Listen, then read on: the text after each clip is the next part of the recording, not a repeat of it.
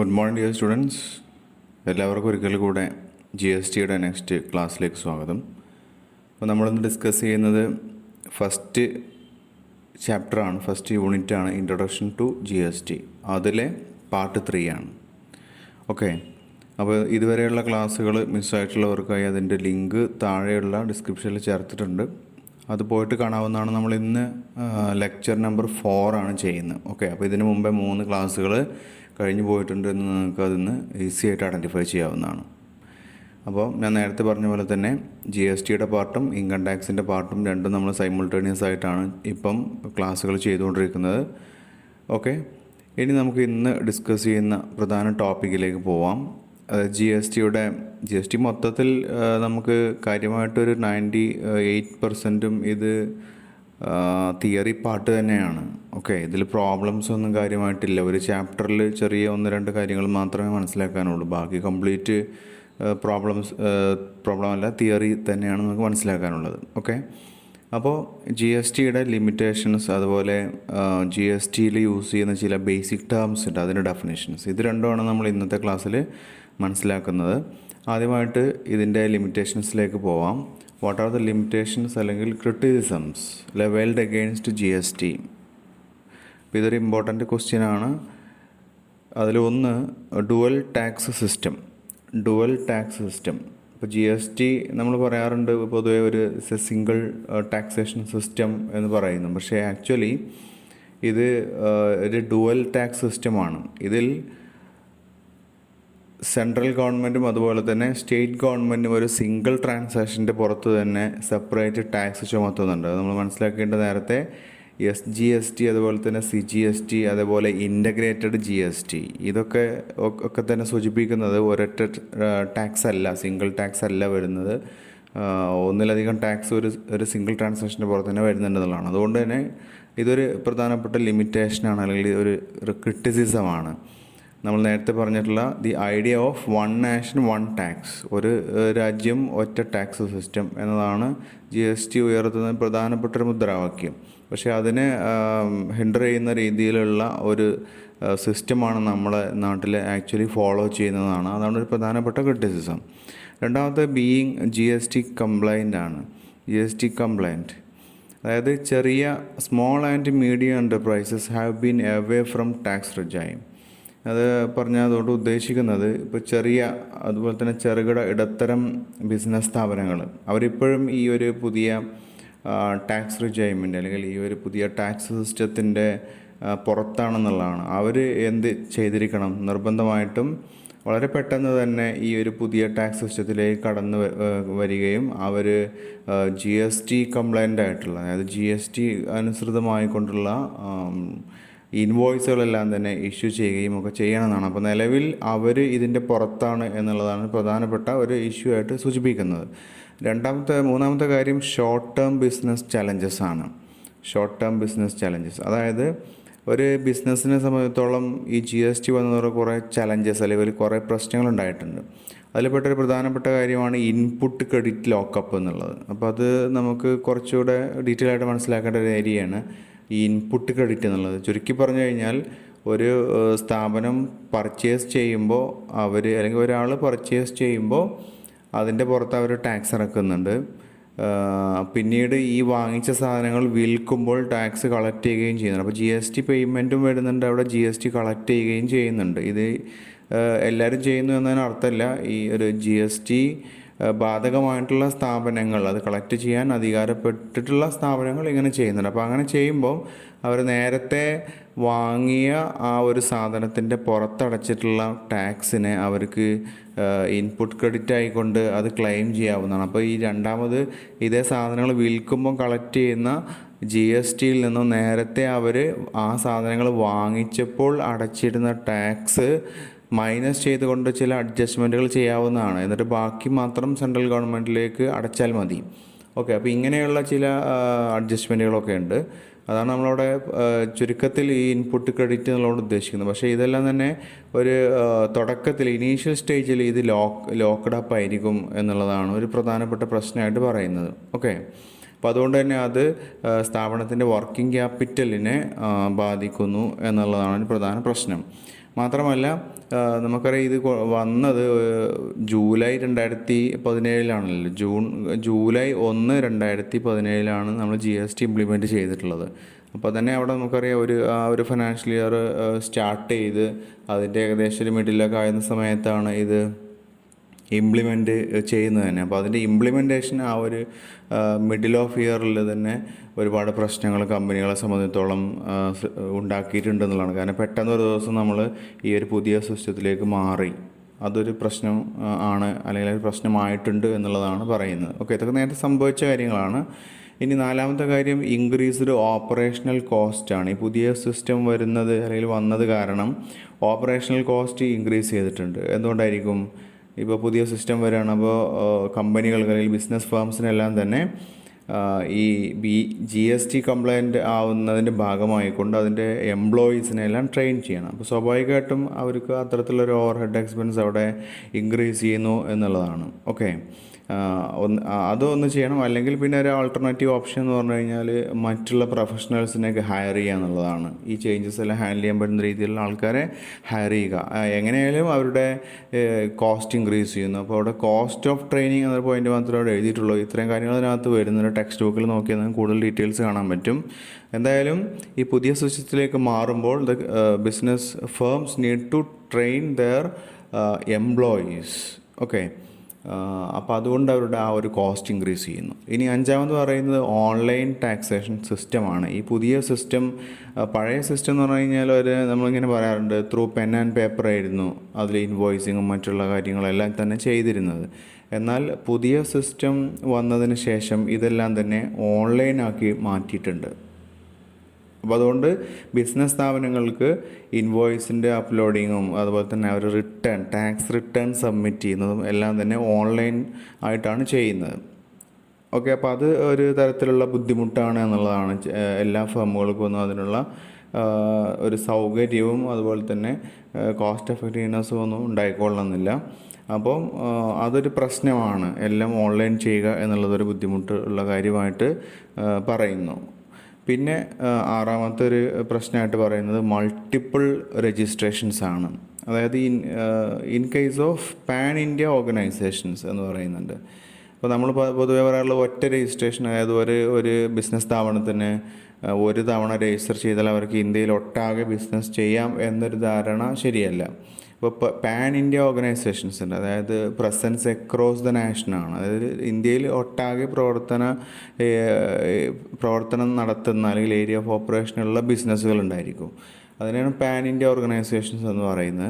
അപ്പോൾ ഇത്തരത്തിലുള്ള സ്ഥാപനങ്ങൾക്ക് അവർ ഏതൊക്കെ സ്റ്റേറ്റിൽ പ്രവർത്തിക്കുന്നോ അവിടെയെല്ലാം തന്നെ അവർ സെപ്പറേറ്റ് രജിസ്റ്റർ ചെയ്യണം.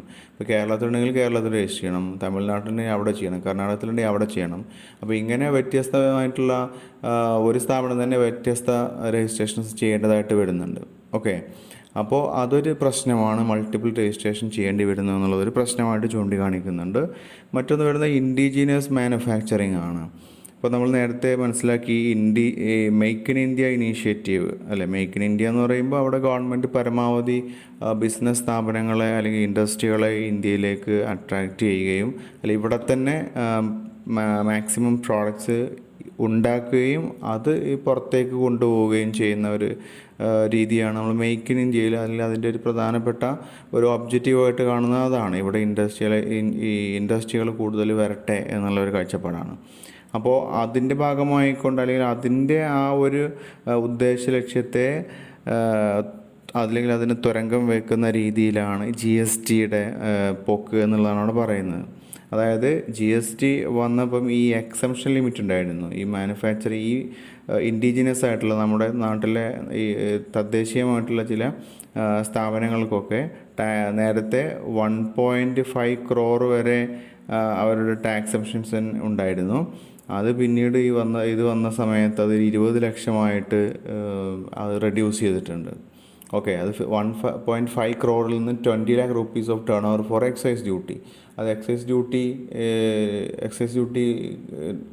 ഡ്യൂട്ടിക്ക് വേണ്ടിയിട്ട് 20 lakh rupees വരെ അതിൻ്റെ ആ ലിമിറ്റ് താഴ്ത്തി എന്നുള്ളതാണ്. അപ്പോൾ സ്വാഭാവികമായിട്ടും 20 lakh വരെ ടേൺ ഓവറുള്ള സ്ഥാപനങ്ങൾക്ക് എക്സൈസ് ഡ്യൂട്ടി വരുന്നു. അപ്പോൾ ഇങ്ങനെ വരുമ്പോൾ അത് മേക്ക് ഇൻ ഇന്ത്യ ഇനീഷ്യേറ്റീവിന് എതിരായിട്ടുള്ള ഒരു കാര്യമാണ് എന്നുള്ളതാണ് പറയുന്നത്. പിന്നെ മറ്റൊന്ന് വരുന്നത് effect on discount and reward program. G S T വന്നതോടുകൂടെ ഈ ഡിസ്കൗണ്ട് ആൻഡ് റിവാർഡ് പ്രോഗ്രാംസ് ഉണ്ട്, അതിനെങ്കിൽ അത്തരം സംവിധാനത്തെ തളർത്തി എന്നുള്ളതാണ്. അതായത് ഇപ്പോൾ നമുക്കറിയാം പല സ്ഥാപനങ്ങളും അവർ കൂടുതൽ പർച്ചേസ് ചെയ്യുമ്പോൾ കസ്റ്റമർക്ക് ഒരു പോയിൻ്റ് കിട്ടുന്ന സിസ്റ്റമൊക്കെ നിങ്ങൾ ഒരു പക്ഷേ കേട്ടിട്ടുണ്ടായിരിക്കും. ഓക്കെ, അപ്പോൾ അതായത് ഓരോരോ പർച്ചേസ് ഇപ്പോൾ 100 രൂപയ്ക്ക് 1 പോയിൻ്റ്, അപ്പോൾ ഒരാൾ 1000 രൂപയ്ക്ക് പർച്ചേസ് ചെയ്ത് കഴിഞ്ഞാൽ ഞങ്ങൾക്ക് 10 പോയിൻ്റായി. ഇങ്ങനെ കുറേ പോയിൻ്റ് അക്യുമുലേറ്റ് ചെയ്ത് കഴിഞ്ഞാൽ പിന്നീട് ഈ പോയിൻറ്റ്സ് എല്ലാം റെഡീം ചെയ്തുകൊണ്ട് അവർക്ക് പർച്ചേസിങ്ങോ അങ്ങനെയൊക്കെ ചെയ്യാവുന്നതാണ്. ഇങ്ങനെയുള്ള സ്കീമുകളുണ്ട്. അപ്പോൾ ഇങ്ങനത്തെ സ്കീമുകളൊക്കെ ഇപ്പോൾ ടാക്സിൻ്റെ പരിധിയിലേക്ക് വന്നു എന്നുള്ളതാണ്. അതായത് ജി എസ് ടി വന്നതോടുകൂടെ അത്തരത്തിലുള്ള സാധനങ്ങളൊക്കെ വാങ്ങുമ്പം അവർ പ്രീ ഡിസ്കൗണ്ട്, അതായത് ഒരു സാധനം ഇപ്പോൾ നമ്മൾ 1000 രൂപേൻ്റെത് 800 രൂപയാണ് ഡിസ്കൗണ്ടായിട്ട് വരുന്നത് എങ്കിൽ, ഡിസ്കൗണ്ട് കഴിച്ച് വരുന്നതെങ്കിൽ 200 രൂപ നമുക്ക് ഡിസ്കൗണ്ടാണ്. അപ്പോൾ ജി എസ് ടി വരുമ്പോൾ അത് കാൽക്കുലേറ്റ് ചെയ്യുന്നത് 1000 രൂപയുടെ സാധനം 1000 രൂപയായിട്ട് തന്നെയാണ്, 1000 രൂപയുടെ മുകളിൽ തന്നെയാണ് ജി എസ് ടി കാൽക്കുലേറ്റ് ചെയ്യുന്നത്. ഓക്കെ, നേരത്തെ പഴയ സിസ്റ്റത്തിൽ 200 രൂപ ഡിസ്കൗണ്ടെങ്കിൽ ആ ഡിസ്കൗണ്ട് കഴിച്ചു വരുന്ന ഫിഗറിൻ്റെ പുറത്താണ് ടാക്സ് ചാർജ് ചെയ്യുന്നത് എങ്കിൽ, ഈ ഒരു ജി എസ് ടി വന്നതിന് ശേഷം പ്രീ ഡിസ്കൗണ്ട് എമൗണ്ടിൻ്റെ പുറത്താണ് ജി എസ് ടി കാൽക്കുലേറ്റ് ചെയ്യുന്നത്. അതായത് ഡിസ്കൗണ്ട് ചെയ്യുന്നതിന് മുമ്പേ ഉള്ള അതിൻ്റെ ആക്ച്വൽ പ്രൈസ് ഉണ്ടായിരിക്കും, ആ പ്രൈസിൻ്റെ പുറത്താണ് ഇത് കാൽക്കുലേറ്റ് ചെയ്യുന്നത്. ഓക്കെ, അപ്പോൾ അതൊരു പ്രശ്നമാണ്. ഇത്തരത്തിലുള്ള ഡിസ്കൗണ്ട് ആൻഡ് റിവാർഡ് പ്രോഗ്രാംസിന് നെഗറ്റീവ്ലി അഫക്റ്റ് ചെയ്യുന്ന ഒരു കാര്യമാണ് ജി എസ് ടി വന്നതിന് ശേഷം ഉണ്ടായിട്ടുള്ളത്. പിന്നെ മറ്റൊന്ന് complexities for the business man ആണ്. ജി എസ് ടി ആക്ട് സ്റ്റേറ്റിന് അതുപോലെ തന്നെ സെൻട്രൽ ഗവൺമെൻറ്റിനും സ്റ്റേറ്റ് ഗവൺമെൻറ്റിനും കംപ്ലീറ്റ് ഫ്രീഡം നൽകുന്നു എന്ന് പറയാം.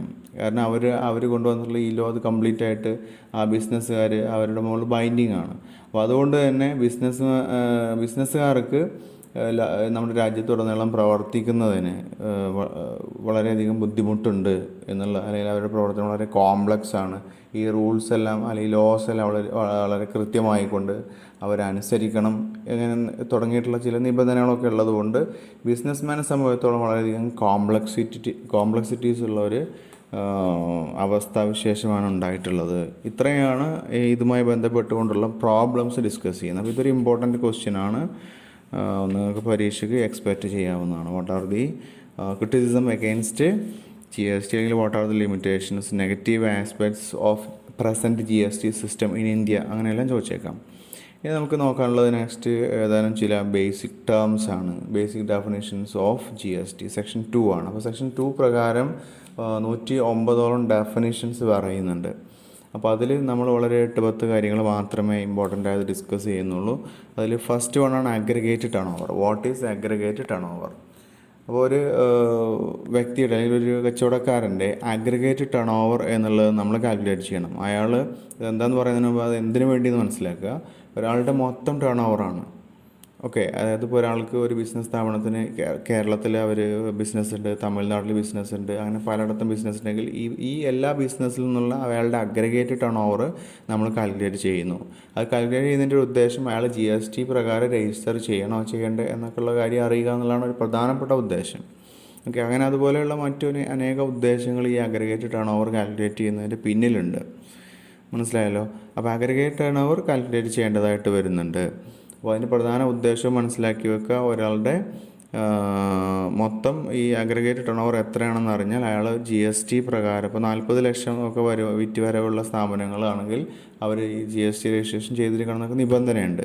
അപ്പോൾ ആ ഒരു ത്രഷോൾഡ് ലിമിറ്റ് എത്തുന്നുണ്ടോ എന്നൊക്കെ അറിയുക എന്നുള്ളതാണ് ഒരു പ്രധാനപ്പെട്ട പോയിൻ്റ്. അതുപോലെ തന്നെ വേറെ പല സ്കീമുകളൊക്കെ ഉണ്ട്. ഈ സ്കീം പ്രകാരമൊക്കെ ഈ സ്ഥാപനങ്ങൾ അല്ലെങ്കിൽ ഈ ഒരു ബിസിനസ് സ്ഥാപനം അതിൻ്റെ പരിധിയിലൊക്കെ വരുന്നുണ്ടോ എന്നൊക്കെ അറിയുക. അങ്ങനെ ഒരുപാട് നിയമപരമായിട്ടുള്ള കാര്യങ്ങൾ വരുന്നുണ്ട്. അതിനൊക്കെ ചെക്ക് ചെയ്യുന്നതിന് വേണ്ടിയിട്ടാണ് ഈ അഗ്രഗേറ്റ് ടേൺ ഓവർ കാണുന്നത്. അത്ര ഡീറ്റെയിൽ ആയിട്ടൊന്നും നമുക്ക് പോകേണ്ട ആവശ്യമില്ല. നമുക്ക് ആ ടേമിൻ്റെ ഡെഫിനേഷൻ മാത്രമേ നിങ്ങൾക്ക് ഇവിടെ വരുന്നുള്ളൂ. അപ്പോൾ അതിൻ്റെ ഒരു മീനിങ് അവിടെ കൊടുത്തിട്ടുണ്ട് ഡെഫിനിഷനിൽ. As per section 2(6) of CGST Act 2017 central goods and service tax ആണ് ഇതിനെ ഡിഫൈൻ ചെയ്യുന്നത്. അപ്പോൾ അതിൽ അഗ്രഗേറ്റ് ടേൺ ഓവർ മീൻസ് എന്താണ്?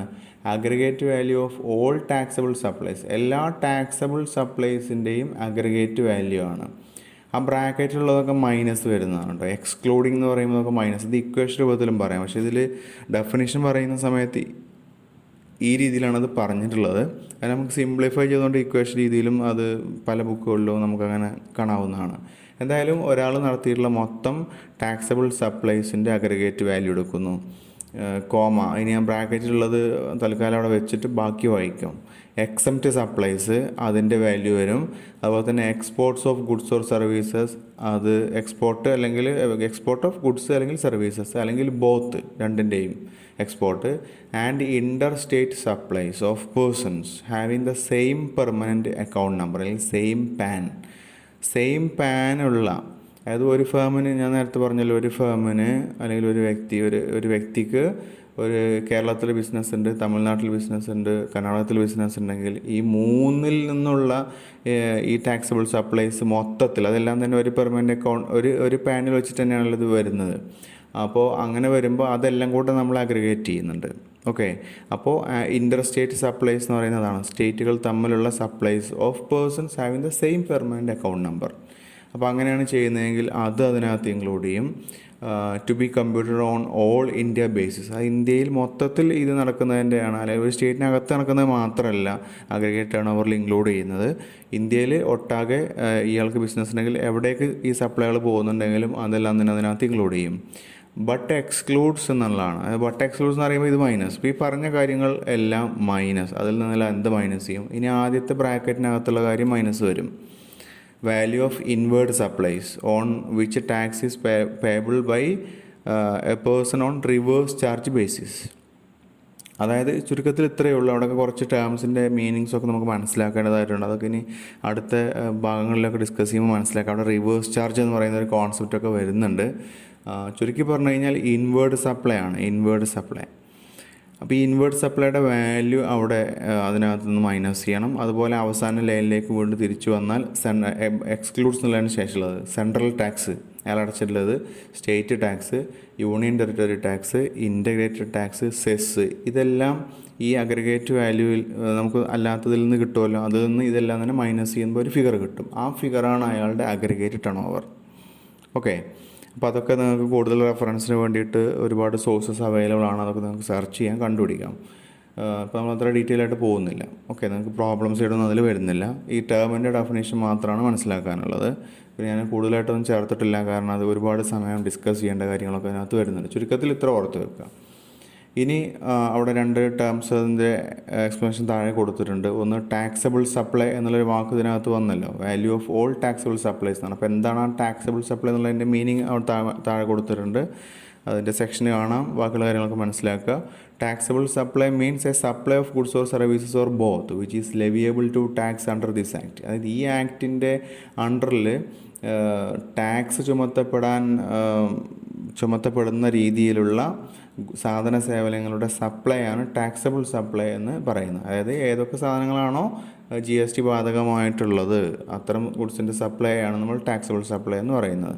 രണ്ടാമത്തത് ഒരു ടൈമുള്ള എക്സംപ്റ്റ് സപ്ലൈ എന്നാണ്. അതിൻ്റെ സെക്ഷനൊക്കെ കാണാം, ബാക്കി കാര്യങ്ങളൊക്കെ മനസ്സിലാക്കി വെക്കുക. എക്സംപ്റ്റ് സപ്ലൈ എന്ന് പറയുമ്പോൾ mean supply of any goods or service or both, goods ആവാം അല്ലെങ്കിൽ സർവീസ് ആവാം അല്ലെങ്കിൽ രണ്ടും കൂടെ ആവാം, which attracts nil rate of tax. അപ്പോൾ അതിന് ടാക്സ് റേറ്റ് ഇല്ല, നിൽ റേറ്റാണ്, 0 റേറ്റാണ്. Or which may be only except under section 2 of CGST act, അല്ലെങ്കിൽ സെക്ഷൻ 2 ഓഫ് CGST ആക്ട് പ്രകാരം പറയുന്നുണ്ട് ഇന്ന സപ്ലൈസൊക്കെ എക്സെപ്റ്റഡ് ആണെന്ന് പറയുന്നു. അപ്പോൾ അത് പ്രകാരം എക്സെപ്റ്റഡ് ആയിട്ടുള്ള supply or under section 6 of the IGST act ആണ്, അല്ലെങ്കിൽ IGST ആക്ട് സെക്ഷൻ 6 പ്രകാരം പറയുന്നു. And includes non taxable supply, അതിനകത്ത് നോൺ ടാക്സബിൾ സപ്ലൈ ഇൻക്ലൂഡ് ചെയ്യുന്നു. അപ്പോൾ ഈ പറയപ്പെട്ട കാര്യങ്ങളെല്ലാം കൂടെ ചേർത്താണ് നമ്മൾ എക്സംപ്റ്റ് സപ്ലൈ എന്ന് പറയുന്നത്. ചുരുക്കി പറഞ്ഞു കഴിഞ്ഞാൽ അതിന് എന്തുണ്ടാവില്ല, ടാക്സബിൾ സപ്ലൈ അല്ലാതെ ടാക്സ് റേറ്റ് വരാത്ത സപ്ലൈ ആണ് ഈ എക്സംപ്റ്റ് സപ്ലൈ എന്ന് പറയുന്നത്. ഇതാണ് അതുമായി ബന്ധപ്പെട്ട ചില basic terms. And second term is composite supply. Composite supply എന്നുള്ളതുകൊണ്ട് ഉദ്ദേശിക്കുന്നത് means a supply made by a taxable person to a recipient. അതായത് ഒരു ടാക്സബിൾ പേഴ്സൺ, ഇപ്പോൾ ഒരു ട്രേഡറാണെന്ന് വിചാരിച്ചു, കച്ചവടക്കാരൻ, GST രജിസ്ട്രേഷൻ നിർബന്ധമായിട്ടുള്ള ഒരു കച്ചവടക്കാരൻ, അയാളാണ് taxable person. To a recipient, അയാളൊരു റെസിപ്പിയൻറ്റിന് സാധനങ്ങൾ സപ്ലൈ ചെയ്യുന്നു. Consisting of 2 or more taxable supplies of goods. അപ്പോൾ അയാൾ ഈ സപ്ലൈ ചെയ്യുന്ന ഈ ഗുഡ്സിൽ എന്ത് ഉൾക്കൊള്ളുന്നു, 2 അതിലധികമോ taxable supplies of goods or services or both. അപ്പോൾ ആ കൊടുക്കുമ്പോൾ ഒറ്റ സാധനമല്ല അയാൾ കൊടുക്കുന്നത്, അതിൽ 2 അതിൽ കൂടുതലോ സാധനങ്ങൾ ഒന്നിച്ചിട്ടാണ് കൊടുക്കുന്നത്. അത് സാധനങ്ങളാവാം, സേവനങ്ങളാവാം, അല്ലെങ്കിൽ രണ്ടും കൂടെ ചേർത്താവാം, or any combination of thereof, അല്ലെങ്കിൽ അതിൻ്റെ ഒരു കോമ്പിനേഷനും ആവാം. Okay, which are naturally bundled and supplied in conjunction with each other. അത് in the ordinary course of business. അതായത് ആ ഒരു പർട്ടിക്കുലർ ബിസിനസ്സിൻ്റെ പൊതുവായിട്ടുള്ള സ്വഭാവം അനുസരിച്ചുകൊണ്ട്, അല്ലെങ്കിൽ അവിടുത്തെ ഒരു നടപ്പ് അനുസരിച്ചുകൊണ്ട്, അങ്ങനെയൊക്കെ നമുക്കത് മനസ്സിലാക്കാം. ഈ സാധനങ്ങൾ സാധാരണഗതിയിൽ എങ്ങനെയാണ് സപ്ലൈ ചെയ്യുന്നത്, നാച്ചുറലി അത് ബണ്ടിലായിക്കൊണ്ടാണ് സപ്ലൈ ചെയ്യുന്നത്. മനസ്സിലായല്ലോ. One of which is A principal supply. അപ്പോൾ ആ സപ്ലൈ ചെയ്യൽ ഇപ്പോൾ ഒന്നിലധികം സാധനങ്ങൾ ഉണ്ടാവുമെന്ന് മനസ്സിലായല്ലോ, 2 അതിൽ കൂടുതലോ സാധനങ്ങൾ ഉണ്ടാവണം. അപ്പോൾ അതിൽ ഒരു സപ്ലൈ എന്തായിരിക്കും, പ്രിൻസിപ്പൽ സപ്ലൈ ആയിരിക്കും. ഇത്രയും കാര്യം മനസ്സിലായല്ലോ. അപ്പോൾ ഒരു വ്യക്തി മറ്റൊരു വ്യക്തിക്ക് സേവനം 2 അതിലധികമോ സാധനങ്ങൾ കൊടുക്കുന്നു, അല്ലെങ്കിൽ അതിൻ്റെ ഒരു കോമ്പിനേഷനായിട്ടൊക്കെ ഈ ഗുഡ്സിൻ്റെ സർവീസിൻ്റെ കൊടുക്കുന്ന ആ ഒരു സപ്ലൈയിൽ ഒന്ന് പ്രിൻസിപ്പൽ സപ്ലൈ ആണ്. അതോടൊപ്പം തന്നെ ആ കൊടുക്കുന്നത് സാധാരണഗതിയിൽ അങ്ങനെ ബണ്ടിലായിക്കൊണ്ടാണ്, അല്ലെങ്കിൽ അതിൻ്റെ ഒരു മിക്സ് ആയിക്കൊണ്ടാണ് കൊടുക്കാറുള്ളത്. അങ്ങനെയുള്ള സപ്ലൈ ആണ് നമ്മൾ കോമ്പോസിറ്റ് സപ്ലൈ എന്ന് പറയുന്നത്. ഇനി എക്സാമ്പിളിലേക്ക് നോക്കി അത് മനസ്സിലാക്കാൻ പറ്റും. When goods are packed and transported with insurance. നമ്മൾ കുറച്ച് സാധനങ്ങൾ പാക്ക് ചെയ്യുന്നു, എന്നിട്ട് അത് വിത്ത് ഇൻഷുറൻസോട് കൂടിയാണ് ആ സാധനങ്ങൾ ട്രാൻസ്പോർട്ട് ചെയ്യുന്നത്, അയച്ചു കൊടുക്കുന്നത്. The supply of goods. അപ്പോൾ അതിൽ ആ സപ്ലൈ ഓഫ് ഗുഡ്സ് എന്ന് പറയുന്ന കാര്യം വരുമല്ലോ, അതുപോലെ തന്നെ പാക്കിംഗ് മെറ്റീരിയൽസ് വരും, ആ ട്രാൻസ്പോർട്ടേഷൻ എന്നുള്ള കാര്യം വരുന്നുണ്ട്, ആൻഡ് ഇൻഷുറൻസ് എന്നുള്ള കാര്യം വരുന്നുണ്ട്. ഇതെല്ലാം തന്നെ ഒരു കോമ്പോസിറ്റ് സപ്ലൈ ആണ്. ഇതിനെ ഒന്നിച്ചാണ് നമ്മൾ കോമ്പോസിറ്റ് സപ്ലൈ എന്ന് പറയാം. ഓക്കെ, അപ്പോൾ അതിൽ ഏതൊക്കെ വരിക, ഒന്ന് ട്രാൻസ്പോർട്ടഡ് വിത്ത് ഇൻഷുറൻസ്, അവിടെ ഇൻഷുറൻസ് എന്നുള്ള ഒരു സർവീസാണ് അവിടെ വരുന്നത്. പിന്നെ സപ്ലൈ ഓഫ് ഗുഡ്സ് വരുന്നുണ്ട്, പാക്കിംഗ് മെറ്റീരിയൽസ് വരുന്നുണ്ട്, ഈ ട്രാൻസ്പോർട്ടേഷൻ എന്നുള്ള സാധനം അവിടെ വരുന്നുണ്ട്, അതൊരു സർവീസാണല്ലോ. ഓക്കെ, അതോടൊപ്പം തന്നെ ഇൻഷുറൻസ് നമ്മൾ പറഞ്ഞു, അതും ഒരു സർവീസാണ്. സപ്ലൈ ഓഫ് ഗുഡ്സും പാക്കിംഗ് മെറ്റീരിയൽസും ട്രാൻസ്പോർട്ടേഷനും ഇൻഷുറൻസും. ഇപ്പോൾ ഇത് 4 കാര്യങ്ങൾ ഇവിടെ വന്നു. ഇത് 4 കൂടെ ചേർത്താണ് നമ്മൾ കോമ്പോസിറ്റ് സപ്ലൈ എന്ന് പറയാം. അപ്പോൾ ഇതിൽ ഇൻഷുറൻസ് അതുപോലെ തന്നെ transport cannot be done separately if there are no goods to supply. ഇപ്പോൾ ഇവിടെ സപ്ലൈ ചെയ്യാൻ നമുക്ക് ഗുഡ്സ് ഇല്ലായിരുന്നുവെങ്കിൽ, അപ്പോൾ ഇവിടെ ഗുഡ്സ് എന്ന് പറയുന്ന സാധനം സപ്ലൈ ചെയ്യുന്നില്ല എങ്കിൽ അവിടെ എന്ത് വരുന്നില്ല, ഇൻഷുറൻസും വരുന്നില്ല, അതുപോലെ തന്നെ ട്രാൻസ്പോർട്ടേഷനും വരുന്നില്ല. ഓക്കെ, അപ്പോൾ ഇതിൽ മേജർ കോമ്പോണൻ്റ് എന്താണ് ഈ ഇടപാടിൽ, സപ്ലൈ ഓഫ് ഗുഡ്സ് ആണ് ഇതിൽ മെയിനായിട്ട് വരുന്ന ഘടകം. അപ്പോൾ അതുകൊണ്ടാണ് ആ സപ്ലൈ ഓഫ് ഗുഡ്സിനെ എന്ത് പറയുന്നു, പ്രിൻസിപ്പൽ സപ്ലൈ എന്ന് പറയുന്നു. അപ്പോൾ ഈ പ്രിൻസിപ്പൽ സപ്ലൈ ആയിട്ടുള്ള ഈ സാധനങ്ങളുടെ സപ്ലൈ, അതാണ് പ്രിൻസിപ്പൽ സപ്ലൈ. അതിന് ആൻസിലറി ആയിട്ട് അല്ലെങ്കിൽ അതിനോട് അനുബന്ധമായിട്ട് വരുന്ന കാര്യങ്ങളാണ് എന്ത്, ഈ ഇൻഷുറൻസും അതുപോലെ തന്നെ ട്രാൻസ്പോർട്ടേഷനും.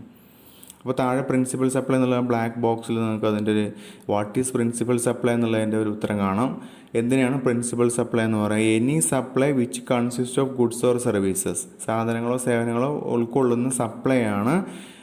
And which constitutes the predominant element of a composite supply. ഒരു കോമ്പോസിറ്റ് സപ്ലൈയിലെ വളരെ പ്രീഡോമിനൻ്റ് ആയിട്ടുള്ള എലമെൻ്റ് ആയിരിക്കും ഏത്, ഈ പ്രിൻസിപ്പൽ സപ്ലൈ. അങ്ങനെയുള്ള സപ്ലൈ ആണ് principal supply. To which any other supply forming part of that. ഈ ഒരു സപ്ലൈയിലേക്ക് മറ്റ് സപ്ലൈകളുണ്ടല്ലോ, മറ്റ് forming part of that composite supply, ഈ കോമ്പോസിറ്റ് സപ്ലൈയുടെ ഭാഗമാകുന്ന മറ്റ് സപ്ലൈസ്, അതായത് ഇപ്പോൾ ഈ പറഞ്ഞ എക്സാമ്പിൾ ഏതൊക്കെ ആയിരിക്കും വരുന്നത്? ഇപ്പോൾ ഈ ട്രാൻസ്പോർട്ടേഷനും ഇൻഷുറൻസും സപ്ലൈ തന്നെയാണ്, സപ്ലൈ ഓഫ് സർവീസ് ആയിട്ട് വരുന്നതാണ്. ഓക്കെ, അപ്പോൾ ഇത് രണ്ടും സപ്ലൈ ഓഫ് സർവീസാണ്. ഏതിനോട് കൂടെയുള്ള സപ്ലൈ സർവീസാണ്? പ്രിൻസിപ്പൽ സപ്ലൈ ആയിട്ടുള്ള ഗുഡ്സിൻ്റെ സപ്ലൈയോടൊപ്പമുള്ള ആൻസിലറി ആയിട്ടുള്ള സർവീസസ് ആണ്, അല്ലെങ്കിൽ സപ്ലൈസ് ആണ് ഈ ഇൻഷുറൻസും ട്രാൻസ്പോർട്ടും എന്നുള്ളത്. അതാണ് ആ സെൻറ്റൻസിൻ്റെയൊക്കെ അർത്ഥം. Forming part of that composite supply is ancillary. അപ്പോൾ ചുരുക്കത്തിൽ പ്രിൻസിപ്പൽ സപ്ലൈ എന്താണെന്ന് മനസ്സിലായല്ലോ. അതായത് ഒരു സപ്ലൈ നമ്മൾ ചെയ്യുന്നു, ആ സപ്ലൈയുടെ പ്രീഡോമിനൻ്റ് ആയിട്ടുള്ള ഒരു എലമെൻ്റ് ഉണ്ടായിരിക്കും. ഇപ്പോൾ പറഞ്ഞ എക്സാമ്പിളിൽ സപ്ലൈ ഓഫ് ഗുഡ്സ് ആണ് ഈ പ്രീഡോമിനൻ്റ് ആയിട്ടുള്ള എലമെൻറ്റ്. കാരണം അതില്ല എങ്കിൽ മറ്റുള്ള രണ്ടെണ്ണത്തിനും അവിടെ നിലനിൽപ്പില്ല, അല്ലെങ്കിൽ അത് സംഭവിക്കില്ല. അപ്പോൾ അതിലേതാണോ പ്രധാനമായിട്ട് വരുന്നത് അതാണ് ഈ പ്രീഡോമിനൻ്റ് എലമെൻ്റ് എന്ന് പറയുന്നത്. അതിവിടെ സപ്ലൈ ഓഫ് ഗുഡ്സ് ആണ്. അപ്പോൾ ഈ ഒരു സപ്ലൈ ഓഫ് ഗുഡ്സ് അതിനോട് യോജിച്ച് വരുന്ന മറ്റു ഫോമിങ് പാർട്ടായിട്ട് വരുന്ന സപ്ലൈസ് ഉണ്ടാവും. അത് ഇവിടെ പറഞ്ഞത് ഇൻഷുറൻസും അതുപോലെ തന്നെ ട്രാൻസ്പോർട്ടേഷനും. മനസ്സിലായല്ലോ? അത് ആൻസിലറി ആയിരിക്കും എന്നാണ് പറഞ്ഞത്. അപ്പോൾ പ്രിൻസിപ്പൽ സപ്ലൈ ഒക്കെ ആൻസിലറി ആയിരിക്കും. അപ്പോൾ ഇതാണ് പ്രിൻസിപ്പൽ സപ്ലൈ. ഇനി നമ്മൾ മനസ്സിലാക്കേണ്ടത്, ഇങ്ങനെ കോമ്പോസിറ്റ് സപ്ലൈ വന്നാൽ അതിൻ്റെ ടാക്സ് റേറ്റ് ഏതായിരിക്കും എന്നുള്ളതാണ്. അത് മനസ്സിലാക്കാൻ വേണ്ടിയിട്ടാണ് ഇവിടെ ബ്രാക്കറ്റിനകത്ത് ഒരു വേറെ കളറിൽ ഒരു ടാക്സ് റേറ്റ് പ്രിൻസിപ്പൽ സപ്ലൈ എന്ന് എഴുതിയിട്ടുണ്ട്. അതായത് ഇതിൻ്റെ മീനിങ് എന്താണ്? ഈ കോമ്പോസിറ്റ് സപ്ലൈയിൽ നമ്മൾ പല സാധനങ്ങളും ഒന്നിച്ചാണല്ലോ കൊടുക്കുന്നത്. അങ്ങനെ കൊടുക്കുമ്പോൾ ഈ പ്രിൻസിപ്പൽ സപ്ലൈയുടെ ഒരു ടാക്സ് റേറ്റ് ഉണ്ടായിരിക്കും. ആ റേറ്റിലാണ് ഇതിനോട് അനുബന്ധമായിട്ട് വരുന്ന ബാക്കി എല്ലാ കാര്യങ്ങളുടെയും ടാക്സ് റേറ്റ് നമ്മൾ കാൽക്കുലേറ്റ് ചെയ്യുന്നത്. അപ്പോൾ പ്രിൻസിപ്പൽ സപ്ലൈ എത്രയാണോ ടാക്സ് ചെയ്യുന്നത് ആ റേറ്റിലായിരിക്കും ബാക്കിയെല്ലാം മൊത്തത്തിൽ ആ ഒരു ബണ്ടിൽ നമ്മൾ ടാക്സ് ചെയ്യുന്നത് എന്നാണ് അതിൻ്റെ അർത്ഥം. ഓക്കെ, പിന്നെ ഇനി മൂന്നാമത് വരുന്ന ഒരു ടേമാണ് മിക്സഡ് സപ്ലൈ. അപ്പോൾ ഇത് രണ്ടും മാറിപ്പോകരുത്, ഈ കോമ്പോസിറ്റ് മിക്സഡും. ഇനി മിക്സഡ് എന്ന് വരുമ്പോൾ പ്രത്യേകതയുണ്ട്. നമുക്ക് നേരിട്ട് അതിൻ്റെ എക്സാമ്പിളിലേക്ക് ആദ്യം പോകാം. അപ്പോൾ കാര്യം കുറച്ചുകൂടെ വ്യക്തമായിട്ട് മനസ്സിലാവും ഇതും അതും തമ്മിലുള്ള വ്യത്യാസം.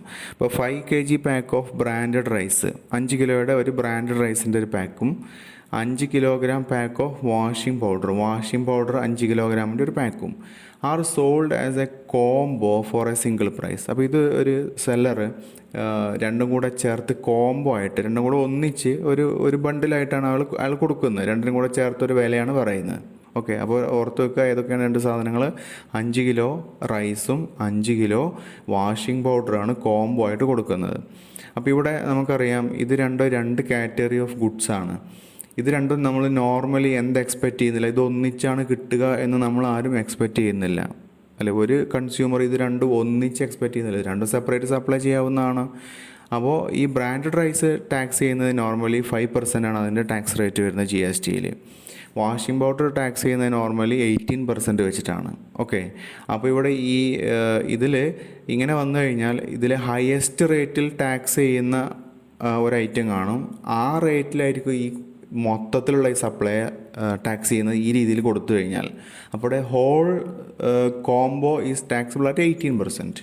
എന്തുകൊണ്ടാണ്? ഇതിൽ ഒരു ഐറ്റമായിട്ടുള്ള ബ്രാൻഡ് റൈസിൻ്റെ റേറ്റ് 5%, മറ്റേതിൻ്റെ വാഷിംഗ് പൗഡറിൻ്റെത് 18% ആണ്. അപ്പോൾ അതിൽ ഹയസ്റ്റ് വരുന്നത് വാഷിംഗ് പൗഡറിൻ്റെ റേറ്റ് ആയിട്ടുള്ള 18% ആണ്. അതുകൊണ്ട് ഈ പാക്കിന് മൊത്തത്തിൽ ഈ ഒരു കോംബോ സപ്ലൈ, അല്ലെങ്കിൽ ഇതിനാണ് നമ്മൾ മിക്സഡ് സപ്ലൈ എന്ന് പറയാം. ഈ സപ്ലൈ മൊത്തത്തിൽ ടാക്സ് ചെയ്യുന്നത് ഏത് റേറ്റിലായിരിക്കും? ഹയസ്റ്റ് റേറ്റ് എത്രയാണോ ആ റേറ്റിലായിരിക്കും ചെയ്യുന്നത്. ഇനി നമുക്കിതിൻ്റെ മീനിങ്ങിലേക്ക് പോകാം. What is mixed supply? അപ്പോൾ മിക്സഡ് സപ്ലൈ മീൻസ് എന്താണ്? 2 or more individual supplies of goods or services. രണ്ടോ അതിലധികമോ സാധന സേവനങ്ങളുടെ ഇൻഡിവിജ്വൽ സപ്ലൈ വരികയാണ്. ഓർ എനി കോമ്പിനേഷൻ ഓഫ്, അല്ലെങ്കിൽ അത് രണ്ടും കോമ്പിനേഷനായിട്ട് കൊടുക്കുന്നത്. ഇപ്പോൾ ഇവിടെ കോംബോ ആയിട്ടല്ലേ കൊടുക്കുന്നതെന്ന് പറഞ്ഞ്. Made in conjunction with each other by a taxable person for a single consideration, അതായത് ഒരു സിംഗിൾ പ്രൈസിനാണ് കൊടുക്കുന്നത്. And where such supply does not constitute a composite supply. ആ സപ്ലൈ എന്തല്ല താനും? അതൊരു കോമ്പോസിറ്റ് സപ്ലൈ അല്ല. അപ്പോൾ ഒരു കോമ്പോസിറ്റ് സപ്ലൈ അല്ല എന്നുള്ള ഒരു കണ്ടീഷൻ തന്നെയാണ് അതെല്ലാം ചെയ്യുന്നത്. അങ്ങനെ കൊടുക്കുന്ന സപ്ലൈ ആണ് നമ്മൾ എന്തെന്ന് പറയുക, മിക്സഡ് സപ്ലൈ എന്ന് പറയുക. അപ്പോൾ മിക്സഡ് സപ്ലൈ ആണെങ്കിലും കോമ്പോസിറ്റ് സപ്ലൈ ആണെങ്കിലും രണ്ടോ അതിലധികമോ ഗുഡ്സ് പിന്നെ കോമ്പിനേഷനായിട്ടോ ഒക്കെ തന്നെയാണ് കൊടുക്കുന്നത്. പക്ഷേ കൊടുക്കുമ്പോൾ അതിൻ്റെ പ്രത്യേകത എന്ന് പറഞ്ഞു കഴിഞ്ഞാൽ മിക്സഡ് സപ്ലൈ ആണെങ്കിൽ അത് കോമ്പോസിറ്റ് സപ്ലൈ ആയിട്ട് നമ്മൾ കൺസിഡർ ചെയ്യുന്നില്ല. ഓക്കെ. പിന്നെ അതിൻ്റെ പ്രത്യേകത mixed supply is A combination of multiple supplies which are independent from each other. Mixed supply എന്ന് പറയുമ്പോൾ മൾട്ടിപ്പിൾ സപ്ലൈസ് ആണ് വരുന്നത്, അത് വിച്ച് ആർ ഇൻഡിപെൻഡൻ്റ് ആണ് ഫ്രം ഈച്ച് അതർ. അത് പരസ്പരം ഇൻഡിപെൻഡൻ്റ് ആയിരിക്കും. ഇപ്പോൾ ഇവിടെ ഞാൻ നേരത്തെ പറഞ്ഞ പോലെ ബ്രാൻഡഡ് റൈസ് അതുപോലെ തന്നെ ഈ വാഷിംഗ് പൗഡർ അത് ആരും തന്നെ ഒന്നിച്ച് കിട്ടുമെന്ന് എക്സ്പെക്റ്റ് ചെയ്യുന്നില്ല. The combination is not sold by the trade in normal trade practice. അപ്പോൾ ഇങ്ങനെ ഒരു കോമ്പിനേഷനിൽ നോർമൽ ട്രേഡ് പ്രാക്ടീസിൽ ആരും തന്നെ വിൽപ്പന നടത്തുകയും ചെയ്യില്ല. ഓക്കെ, നമ്മളാരും അങ്ങനെ എക്സ്പെക്റ്റ് ചെയ്യുന്നില്ലല്ലോ, അതാണ് അങ്ങനെ പറഞ്ഞിരുന്നത്. അതുപോലെ തന്നെ ഇതൊക്കെ ഇതിൻ്റെ ഫീച്ചേഴ്സാണ്, മിക്സഡ് സപ്ലൈയുടെ ഫീച്ചേഴ്സാണ്. The rate of tax applicable to mixed supply is the highest rate applicable to any of the constituent supply of the combination. അതൊന്ന് നേരത്തെ പറഞ്ഞു. ഈ കോമ്പിനേഷനിൽ ഏറ്റവും ഹയസ്റ്റ് റേറ്റ് ആപ്ലിക്കബിൾ ആയിട്ട് വരുന്നത് ഏതാണോ അതായിരിക്കും ഈ മിക്സഡ് സപ്ലൈയുടെ മൊത്തത്തിലുള്ള റേറ്റായിട്ട് നമ്മൾ കണക്കാക്കുന്നത്. ഓക്കെ, അപ്പോൾ ഇത്രയാണ്. ഇപ്പോൾ 3 ടേംസ് നമ്മൾ ഡിസ്കസ് ചെയ്തു. ഇത്രയേ ഉള്ളൂ നമ്മളിപ്പോൾ ഈ ക്ലാസ്സിൽ ഡിസ്കസ് ചെയ്യുന്നത്. ഇതിൻ്റെ കണ്ടിന്യൂഷൻ നെക്സ്റ്റ് പാർട്ടിൽ ചെയ്യാം. ഇപ്പോഴേ നമുക്ക് ഓൾറെഡി അത് വളരെ ലെങ്തി ആയിട്ടുണ്ട്. അപ്പോൾ തൽക്കാലം നമുക്ക് ഇവിടെ നിർത്താം. ഓക്കെ, അപ്പോൾ നമുക്ക് അടുത്ത ക്ലാസ്സിൽ പറയാം. പിന്നെ ഈ ഒരു ഡയഗ്രാം നമുക്ക് കുറച്ചുകൂടെ ഹെൽപ്ഫുൾ ആയിരിക്കും ഈ കോമ്പോസിറ്റ് സപ്ലൈയും അതുപോലെ തന്നെ മിക്സഡ് സപ്ലൈയും മനസ്സിലാക്കാൻ. ഞാൻ ജസ്റ്റ് വേണമെങ്കിൽ ഒന്നുകൂടെ ഒന്ന് പറയാം. ഇപ്പോൾ കോമ്പോസിറ്റ് സപ്ലൈ ആണെങ്കിൽ അത് നാച്ചുറലി ബണ്ടിൽഡ് സപ്ലൈ ആയിരിക്കും, of which one supply constitute as principal supply. അതിലൊരു സപ്ലൈ പ്രിൻസിപ്പൽ സപ്ലൈ ആയിരിക്കും, അത് നാച്ചുറലി ബണ്ടിൽഡ് ആയിരിക്കും. അങ്ങനെയുള്ളതിനാണ് കോമ്പോസിറ്റ് സപ്ലൈ എന്ന് പറയുന്നത്. ഇനി മിക്സഡ് സപ്ലൈ ആകുമ്പോൾ എങ്ങനെ വരും? അത് നോട്ട് നാച്ചുറലി ബണ്ടിൽഡ് സപ്ലൈ ആണ്. അത് നാച്ചുറലി ബണ്ടിൽഡ് അല്ല, ആ സപ്ലൈ നാച്ചുറലി ബണ്ടിൽഡ് അല്ല. അതൊരു സിംഗിൾ പ്രൈസിനാണ് സപ്ലൈ ചെയ്യുന്നത്. അത് നമുക്ക് സെപ്പറേറ്റ് ആയിട്ട് എന്ത് ചെയ്യാം, സപ്ലൈ ചെയ്യാം. അതിൽ one is not dependent on other, ഒന്ന് മറ്റൊന്നിനെ ഡിപ്പെൻഡ് ചെയ്യുന്നില്ല. അപ്പോൾ വാഷിംഗ് പൗഡർ ഒരിക്കലും റൈസിനെ ഡിപ്പെൻഡ് ചെയ്യുന്നില്ല, അല്ലെങ്കിൽ റൈസ് ഒരിക്കലും വാഷിംഗ് പൗഡറിനെ ഡിപ്പെൻഡ് ചെയ്യുന്നില്ല. ഓക്കെ, അങ്ങനെ വരുന്നതാണ് മിക്സഡ് സപ്ലൈ. മനസ്സിലായല്ലോ? അപ്പോൾ ഇനി നമുക്ക് നിർത്താം, ബാക്കി അടുത്ത ക്ലാസ്സിൽ. Okay, thank you for watching.